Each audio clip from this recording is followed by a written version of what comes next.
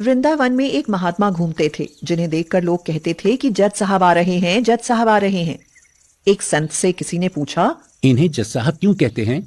तो संत बोले, अब साधु हो गए हैं, पहले जज थे, पुराना नाम अभी भी चल रहा है। साधु क्यों हुए? दक्षिण भारत में एक छोटी सी जगह थी, लोक अदालत की तरह वहां ये जज थे। वहां एक गांव में एक बड़ा सीधा सरल आदमी रहता था। नाम था भोला। भोला नाम तो लोगों ने रख दिया था क्योंकि वो था भी बिल्कुल भोला। वो राम जी के अलावा किसी को जानता ही नहीं था। भोला केवट जाति का था। गांव का कोई भी व्यक्ति उससे पूछता तो भोला बोलता था कि रघुनाथ जी जाने, मैं तो कुछ नहीं जानता। भोला के 2 बेटे और एक बेटी थी। बेटी विवाह के योग्य हो गई। बेटे ने कहा, पिताजी, आप धनी सेठ के यहाँ जाकर उनसे कुछ रुपए उधार ले लीजिए। बहन के विवाह के बाद हम लोग कमाकर रुपया चुका देंगे। केवट गया।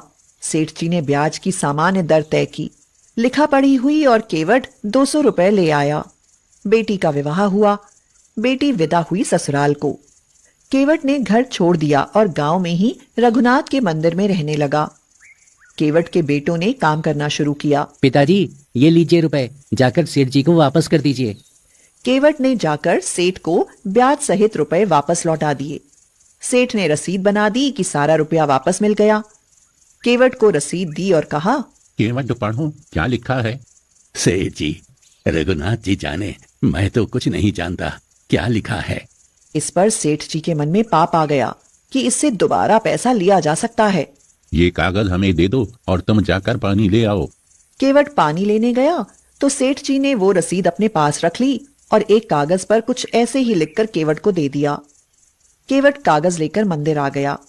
उसने रसीद रघुनाथ जी के चरणों में चढ़ाकर अपने कमरे में रख दी। इधर सेठ जी ने मुकदमा कर दिया कि भोला ने रुपया लिया, वापस नहीं दे रहा है। मांगने पर कहता है कि मैंने रुपया चुका दिया है। अदालत में केवट को जाना पड़ा। वही जज जो महात्मा हो गए थे, उन्होंने सुनवाई शुरू की। जज ने पूछा, तुमने सेठ से रुपया लिया था? तो केवट ने कहा, हाँ। चुका दिया? हाँ।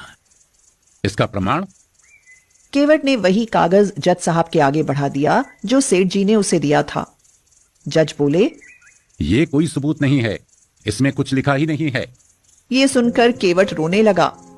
दयालु हृदय जज साहब ने कहा, रो मत, तुमने जब सेठ जी को रुपया दिया था तो तुम्हारे और सेठ जी के बीच में कोई तीसरा था। केवट की जो आदत थी, स्वभाव था, उसी भाव से बोला, सत्य कहता हूँ जज साहब, मैंने जब सेठ जी को रुपया दिया था तो मेरे और सेठ के बीच में रघुनाथ जी के अलावा और कोई नहीं था। ठीक है, तुम जाओ, अगली तारीख पर आना। जज साहब ने सोचा कि रघुनाथ कोई केवट के गांव का रहने वाला आदमी होगा। उन्होंने अपने खर्चे से रघुनाथ के नाम पर सम्मन जारी कर दिया। चपरासी पूरे गांव में सम्मन लिए घूमा। उस गांव में रघुनाथ नाम का कोई आदमी ही नहीं था। चपरासी परेशान हो गया। इसी दौरान एक व्यक्ति ने कहा कि गांव में रघुनाथ नाम का कोई नहीं है, लेकिन रघुनाथ जी का एक मंदिर जरूर है। तो चपरासी बोला, वही बताओ।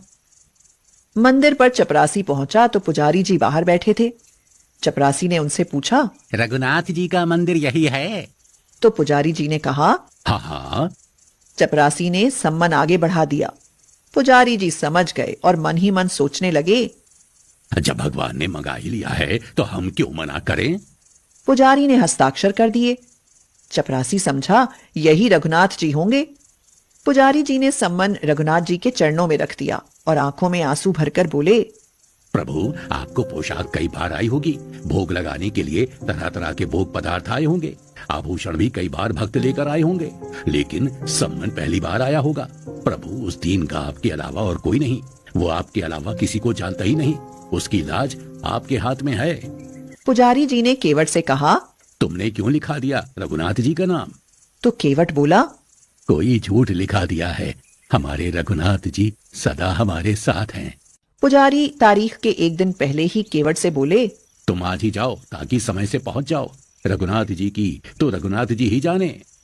केवट रघुनाथ जी के चरणों प्रणाम करके चला गया। दूसरे दिन पुजारी जी सुबह जल्दी जगे, भगवान की आरती पूजा की, भोग लगाया। उनको लग रहा था कि आज भगवान पहली बार बाहर जा रहे हैं। कपड़े अच्छे पहनाए और रोने लगे। प्रभु, आपको जो पोशाक अच्छी लगे वही पहनकर जाना, लेकिन जाना जरूर, उसका कोई नहीं आपके अलावा। उधर केवट पहुंचा, सेठ जी भी पहुंच गए। जज साहब ने पूछा, केवट, तुम्हारे गवाह रघुनाथ जी कहाँ हैं? तो केवट ने कहा, साहब, यहीं कहीं होंगे, वो तो सब जगह रहते हैं। जज साहब फिर केवट की बात समझ नहीं पाए। चपरासी बोला, रघुनाथ हाजिर हो, रघुनाथ हाजिर हो, रघुनाथ हाजिर हो।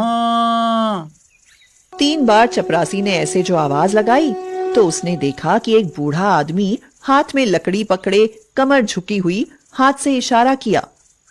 साहब के सामने आज रघुनाथ जी गवाह बनाए थे।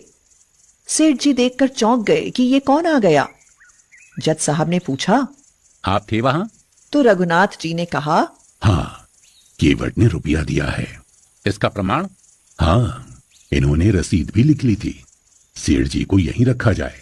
इनके मकान की सामने वाली बैठक के सामने वाली दीवार पर 3 अलमारियां हैं। उसकी बीच वाली अलमारी में बही रखी है। 32 नंबर की, उसी में रसीद अभी तक सुरक्षित रखी है। भगवान से क्या छुप सकता है।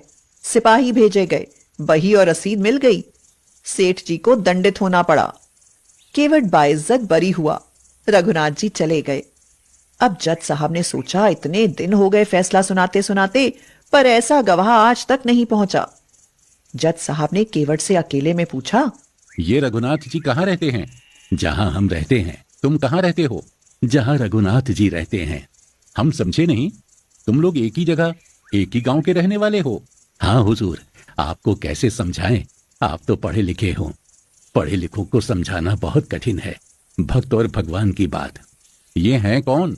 हुजूर, ये वो हैं जिनका मंदिर है। इन्होंने मंदिर बनवाया है? देखने से तो नहीं लग रहे थे कि कोई इतने बड़े संपन्न आदमी होंगे जिन्होंने मंदिर बनवाया होगा। पुजारी भी नहीं लग रहे थे। हुजूर, ये वही हैं जो मंदिर में बैठे हुए हैं। अब तो जज साहब ने चपरासी को बुलाया। चपरासी कांपने लगा, कहने लगा, हुजूर, ये वो आदमी नहीं था जिसने हस्ताक्षर किए थे। इसके बाद जज साहब ने गांव में पता लगाया तो भाव विह्वल हो गए। अपने बंगले पर आए और रोने लगे। लोग बोले, अरे तो इसमें रोने की क्या बात है, खुश होना चाहिए कि दर्शन हो गए। तो जज साहब ने बड़ी भाव भरी बात कही, आज बड़ी गलती हो गई। जिसकी अदालत में एक दिन सबको जाना है, वो पालनहार आज मेरी अदालत में आए थे और मैं बैठा रहा और वो खड़े थे। मैंने बहुत बड़ी भूल कर दी। उनको पहचाना तक नहीं। लोगों के जीवन का फैसला करने वाले को ही मैं फैसला सुना रहा था। दूसरे दिन जज साहब ने अपना इस्तीफा दे दिया। वृंदावन आ गए, साधु जीवन बिताया। मंदिर में जाते तो अंदर नहीं, बाहर से ही दरवाजे की धूल सिर पर चढ़ा लेते। मुझसे अपराध हुआ है। भगवान मेरे सामने खड़े रहे और मैं बैठा रहा। अब कैसे उन्हें अपना मुंह दिखाऊं? तभी से जज साहब रोज मंदिर के बाहर से ही कुछ देर खड़े रहकर लौट जाते हैं।